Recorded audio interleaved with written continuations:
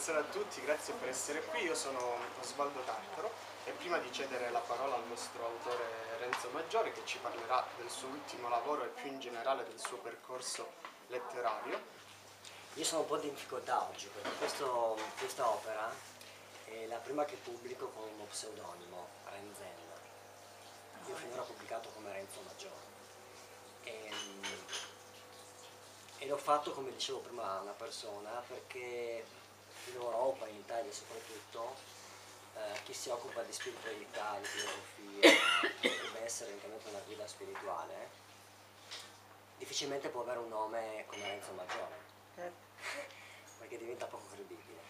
Allora c'è uno pseudonimo, che poi non è uno pseudonimo, ma è una cosa che è uscita da sola, Renzen, e l'abbiamo scelto appunto per dare maggiore credibilità a un messaggio.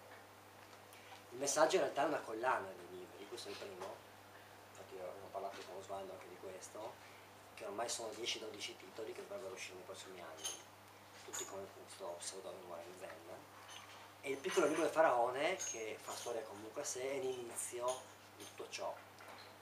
E penso che sia giusto inizio, perché studiando gli egizi, la filosofia, i geroglifici soprattutto, perché il libro nasce dai geroglifici,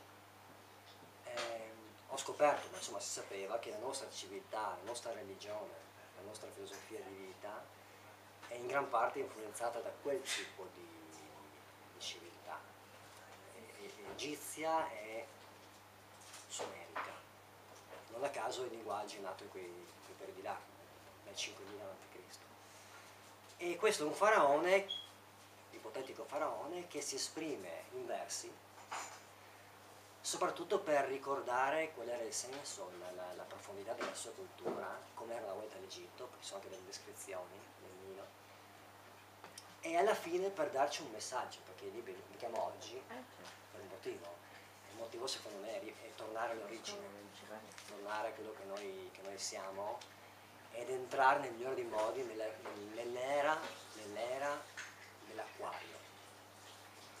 Qualcuno di voi saprà che gli egiziani, ma anche altre culture molto antiche, erano molto più avanti di noi. Negli studi astrologici sicuramente, numerici e linguistici, perché le lingue antiche, fino all'aramaico, erano un insieme di 3 componenti, no? Non solo la lettera come lo usiamo noi oggi, nell'italiano, nell'inglese, ma c'era anche l'elemento matematico, molto importante, e l'elemento astrologico. Quindi usavano le lettere con molta più consapevolezza, quantomeno a livello di elite, di sacerdoti, perché poi c'era la lingua demotico che era riservato al popolo. E quindi scrivendo questo libro, che è partito da una lettura di Christian Jacques, se non conoscete consiglio, Christian Jacques, un egittologo francese, che ha scritto tra gli altri libri Il segreto dei geroglifici, che ha ispirato questa mia opera. Leggendo questa sua immersione nei geroglifici, con tanto di immagini, non ho potuto fare a meno di scrivere, e quindi è nato questo piccolo libro da famiglia. Io comincerei leggendo delle cose e poi, siccome questa è una presentazione aperta, se avete delle domande, delle osservazioni, interloquiamo. Preferisco fare così. Renzen significa, Ren in egiziano significa, guarda caso, il grande nome, da cui anche la grande casa, che mi piaceva come. In giapponese, invece, Ren significa il frutto del fiore di loto. Io potrei leggervi adesso altre cose. L'uomo e la donna sono un tutt'uno, un unico insieme in umanità. È quella sintesi, unità, condivisione. E poi, diciamo questa, pagina 67.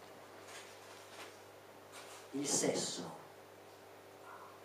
non si nasconde in una società libera di essere e di generare. Gli attributi maschili, che sono ben rappresentati nei geroglifici, in modo chiaro, costituiscono lettera, geroglifico, e suono. Autentica è la gioia dell'individuo che afferma ci sono. La fanciulla è la pupilla dell'occhio, La donna è una sorgente d'acqua fresca, è il timone della grande casa, la prima ricchezza della creazione, la donna.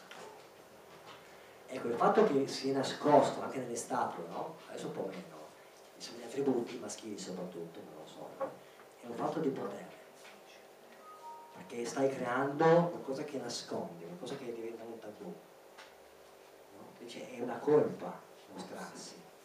Se guardate a fondo in questo ragionamento, è da lì che nascono le paure.